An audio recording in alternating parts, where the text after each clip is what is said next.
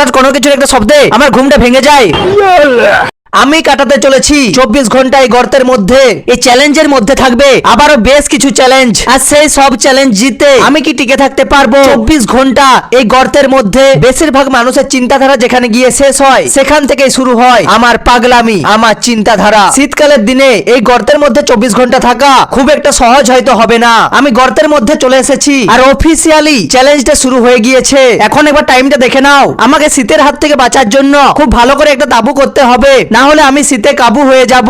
এখন আমি এই ত্রিপলটাকে পেতে একটু বসবো। শীতের হাত থেকে বাঁচার জন্য আমার কাছে নেই লেপ, না আছে ভালো বিছানা, আর নাই বা আছে তাবু করার জন্য ভালো কিছু জিনিস। তাই এই চ্যালেঞ্জের মধ্যে চ্যালেঞ্জ রেখেছি, আর সেই চ্যালেঞ্জগুলো যদি জিততে পারি তাহলে আমি আমার দরকারের জিনিসগুলো পাবো। আর সেই চ্যালেঞ্জগুলো হেরে গেলে আমাকে এখানে ঠান্ডায় কাটাতে হবে। শীতকালে দিনের বেলা এখানে কাটানো খুব একটা সমস্যার কিছু নয়, যত সমস্যা তো আসবে রাতের বেলায়। কারণ শীতকালের রাতে এই গর্তের মধ্যে থাকা সত্যি হয়তো আমার জন্য যন্ত্রণাদায়ক হয়ে উঠবে। আর রাতে ভালো থাকার কথা ভেবে আমাকে তাবুটা ভালো করে করতে হবে। দেখো আমার ব্যাগের মধ্যে এগুলো আছে, কিন্তু এগুলোই যথেষ্ট নয় আমাকে ঠান্ডার হাত থেকে বাঁচানোর জন্য। এখন আমি তাবুটা তৈরি করব ভাবছি এই মশারিটা দিয়ে। এই মশারিটা দিয়ে যদি আমি তাবু করি তাহলে হয়তো আমি মশার হাত থেকে বেঁচে যাব, কিন্তু ঠান্ডার হাত থেকে বাঁচার জন্য আমাকে অন্য ব্যবস্থা করতে হবে।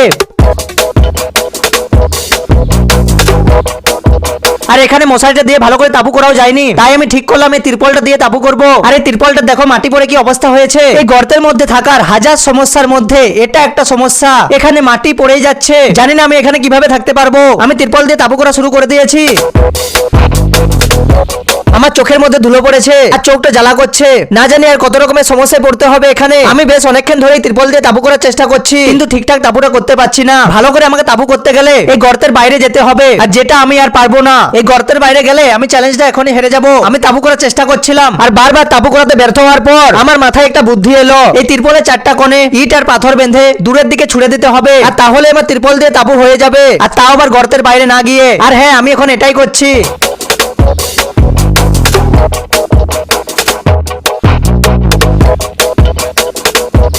দেখো এখন আমার তাবুটা এরকম হয়েছে। তাবুটাকে আরো ভালো করার জন্য আমার কয়েকটা বাঁশের দরকার। আমি তখন মহাদেবকে বললাম কয়েকটা বাঁশ এনে দাও। তখন সে আমাকে বলল, তুমি যদি 60 সেকেন্ডের মধ্যে এই 1 গ্লাস জল খেতে পারো তাহলে তোমাকে আমি তাবু করার জন্য বাঁশ দেবো। কি সময় এলো রে ভাই, বাঁশ নেওয়ার জন্য চ্যালেঞ্জ জিতা চাই। এই জলটা আমাকে 7 সেকেন্ডের মধ্যে খেতেই হবে, না হলে মহাদেব আমাকে বাঁশ দেবে না আর তাবুটা ভালো হবে না। 7 সেকেন্ডের মধ্যে দেখো আমি জলটা খেয়ে ফেলেছি। দেখো মহাদেব আমাকে এই বাঁশগুলো এনে দিল। এই বাঁশগুলো দিয়ে আমার তাবুটাকে আরো ভালো করার চেষ্টা করছি, কারণ আমাকে শীতের রাতে ভালো থাকার জন্য এই তাবুটাকে ভালো করে করতেই হবে। তাবুটা করতে করতে আমার চিন্তা হচ্ছিল আমি বিছানা করবো কি দিয়ে। আমার কাছে তো তেমন কিছুই নেই যেটা মাটিতে পেতে আমি শুতে পারবো। একটা কাঁথা আছে আমার কাছে, কিন্তু কাঁথাটা পেতে দিলে আমি ঢাকা নেবো কি। দেখো আমার তাবু হয়ে গিয়েছে। আশা করি আমার তাবুটা তোমাদের ভালো লাগছে। আমার তাবুটাকে তোমাদের আরো ভালো লাগবে যখন আমি আমার তাবুটাকে সাজাবো। আমার তাবুটাকে সাজানোর আগে এখানে আমার থাকার জন্য বিছানার প্রয়োজন। আমার ব্যাগে একটা বস্তা আছে, আর এখন আমি এটাই পেতে বসছি আর ভাবছি মহাদেবের কাছ থেকে কি নেওয়া যায় যেটা দিয়ে এখানে একটা আরামদায়ক বিছানা করা যাবে। আর তার জন্য আমি তার কাছে কিছু সোলা চাইলাম, আর তখন সে আমাকে আরো একটা চ্যালেঞ্জ দিল। এই ঠান্ডার মধ্যে তুমি যদি গায়ে জল ঢালতে পারো তাহলে তুমি বিছানা করার জন্য এই শোলাগুলো পাবে। গাইস আমার মনে হয় মহাদেবের কারোর উপর রাগ আছে আর আমাকে পেয়ে আজ শোধ তুলে নিচ্ছে। গাইস এখন আমাকে জল ঢালতেই হবে, কারণ এই চ্যালেঞ্জটা হেরে গেলে আমি শোলাগুলো পাবো না, আর শোলাগুলো আমার খুবই প্রয়োজন। তাই আমি তাকে বললাম জল ঢালো। দেখো জল ঢেলে দিল। সত্যি খুব ঠান্ডা লাগছে। এখন আমাকে জামা প্যান্টটা পাল্টাতে হবে, আর তারপর আমাকে বিছানাটা তৈরি করতে হবে। গাইস জামা প্যান্ট পাল্টানো হয়ে গিয়েছে। এবার আমি শোলাগুলো দিয়ে আমার বিছানাটা তৈরি করছি।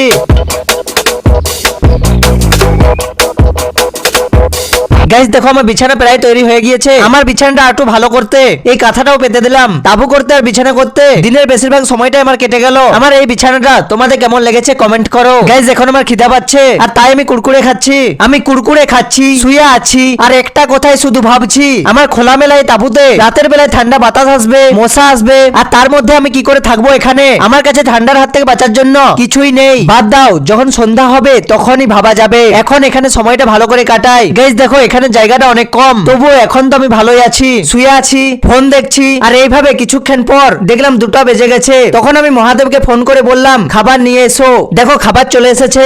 আমি খাবার খাওয়ার পর তোমাদের সাথে কথা বলছি। খাবার খাওয়া হয়ে গিয়েছে আর আমি এখন শুয়ে দিয়েছি। যতই সময় পেরোচ্ছে ততই আমার চিন্তা হচ্ছে রাতের জন্য।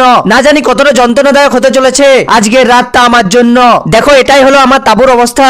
এখন আমি আমার তাবুটাকে সাজাবো, আর তার জন্য আমার কাছে কিছু বেলুন আছে আর সেইগুলোকে এখন আমি ফুলাচ্ছি। দেখো এই বেলুনটা ফুটো ঠিক আমার ভাগ্যের মতো। কয়েকটা বেলুন ফেটে গেল, আরে দুটি বেলুন টিকে ছিল। আমার কাছে আর বেলুন নেই। এখন দেখো আমার তাঁবুটাকে কেমন লাগছে, এর চেয়েও ভালো লাগবে যখন আমার তাঁবুটাকে আমি রাতের বেলায় ভালো করে সাজাবো আমার আঁকা বেশ কিছু ড্রয়িং দিয়ে আর লাইট দিয়ে। গাইস দেখো আমার বিছানার অবস্থা কি হয়েছে। তোমাদের সাথে কথা বলে শুয়ে বসে ফোন দেখে অনেক সময় পেরিয়ে গেছে, আর একটু পরেই সন্ধ্যা হয়ে যাবে, কিন্তু এখনো আমার কাছে ঢাকা নেওয়ার মতো কিছু নেই। আমি মহাদেবকে একটা লেপ আনতে বলেছিলাম, আর সে দেখো দুটো আইসক্রিম নিয়ে এসেছে। এই দুটো আইসক্রিম খেতে পারলে আমি নাকি লেপ পাবো। এই ঠান্ডার মধ্যে আইসক্রিম খেলে আমার শরীরের অবস্থা খারাপ হয়ে যাবে, কিন্তু এখানে থাকার জন্য লেপটা আমার খুবই প্রয়োজন, কারণ খুব ঠান্ডা পড়েছে। তাই আমি আইসক্রিম গুলো খেতে শুরু করে দিয়েছি। আইসক্রিম গুলো খেতে কষ্ট হলো, রাতে ভালো থাকার কথা ভেবে আইসক্রিম গুলো আমি খেয়ে ফেলেছি। আর দেখো আমি আরো শুয়ে গেছি, বিকাল হয়ে গিয়েছে আর একটু পরে সন্ধ্যা নামবে। এখন থেকে ঠান্ডা লাগতে শুরু করে দিয়েছে, না জানি রাতে আমার অবস্থা কি হবে। এখানে আরো বেশ কিছুক্ষণ সময় কাটানোর পর দেখো প্রায় সন্ধ্যা হয়ে গিয়েছে, আর এখন আমি সোয়েটারটা পরছি।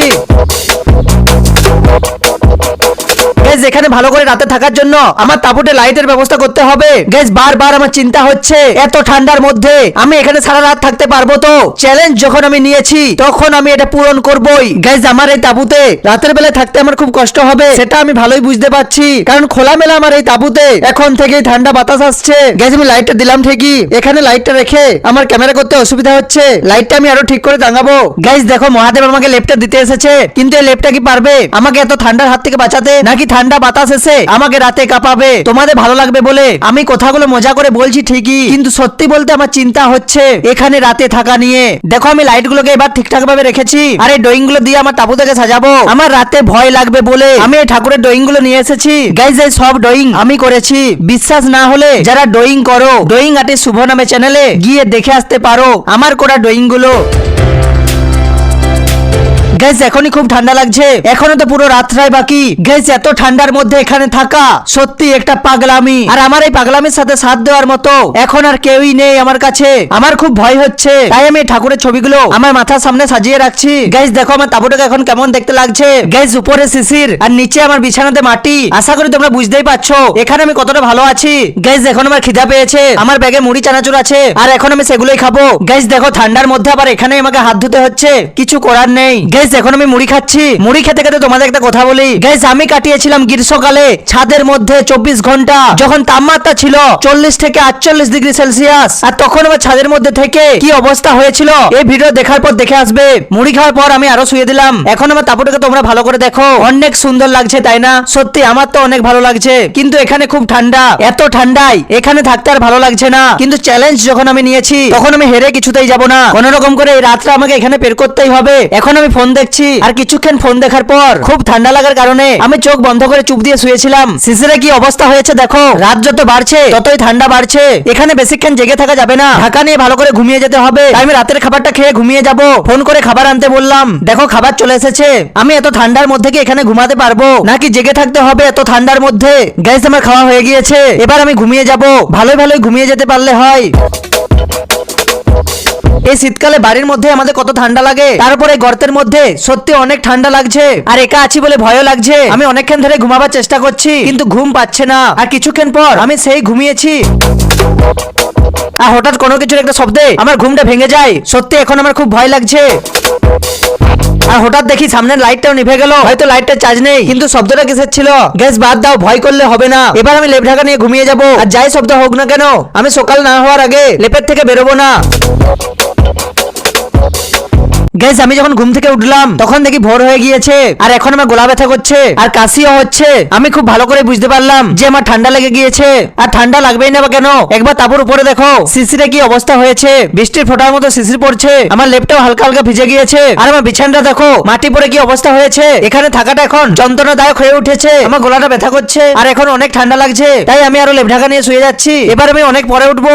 গাইস সকাল হয়ে গিয়েছে, আমি উঠলাম, ব্রাশ করলাম, আর 2 ঘন্টা এখানে থাকলেই আমি চ্যালেঞ্জটা জিতে যাব। গাইস এরকম একটা জায়গায় এই শীতকালে 24 ঘন্টা থাকা সত্যি একটা পাগলামি। আমার গলা ব্যথা করছে, আমি মহাদেবকে ফোন করলাম আর গরম চা আনার জন্য বললাম, আর সে কি বললো শুনো, তুমি যদি 30 সেকেন্ড জলে থাকতে পারো তাহলে আমি তোমাকে আনলিমিটেড গরম চা দেবো। আমি চা খাবো না এই ঠান্ডার মধ্যে। আমি যদি জলের মধ্যে থাকি তাহলে হয়তো আমি চা খাওয়ার জন্য আর থাকবো না। এমনিতে আমার শরীরের অবস্থা ঠান্ডায় খারাপ হয়ে গিয়েছে, এখানে আর কিছুক্ষণ সময় কাটিয়ে চ্যালেঞ্জটা জিতে আমি বাড়ি ফিরতে পারলে বাঁচি। আমার আর এখানে ভালো লাগছে না। আমি গান শুনছিলাম, ফোন দেখছিলাম, আর বসে থেকে অনেক সময় সময় বের করে দিয়েছি। শেষবারের মতো আমার তাঁবুটাকে ভালো করে দেখে নাও, সময় প্রায় হয়ে গিয়েছে এই গর্ত থেকে বেরিয়ে যাওয়ার। তাই আমি আমার সব জিনিসগুলো ব্যাগে ভরে নিচ্ছি।